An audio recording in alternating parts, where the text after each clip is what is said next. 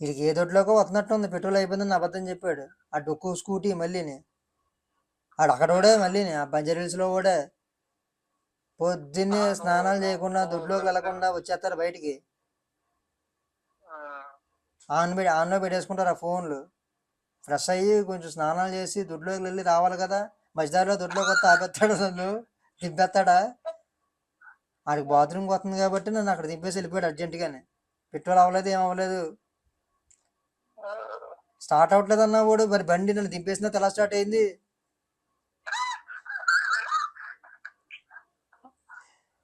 Petrol లేదన్నాడు. అంటే ఇప్పుడు ఆడిల్లు అక్కడెక్కడ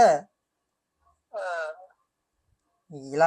అందుకే నేను కోపంతో బండి కొనేసుకున్నాను. నన్ను ఇటు దారిలో దింపేశాడని చెప్పేసి, ఆ మధ్యలో ఆపేశాడని చెప్పేసి ఆ ర్యాపిడో మీద కోపంతో నేను బండి కొనేసుకున్నాను, ఎలక్ట్రికల్ బండి. అప్పటి వరకు ఇంక నేను నడుచుకుంటూ వెళ్ళిపోండి ఆఫీస్కి. ఈ ఎదవలు నాకేటి ఇచ్చిద్దని ఆ బండి కొన్నాక ఎలక్ట్రికల్ బండి ఆ కంపెనీ కూడా ఆడు నాకు బొక్కెట్టాడు పెద్ద.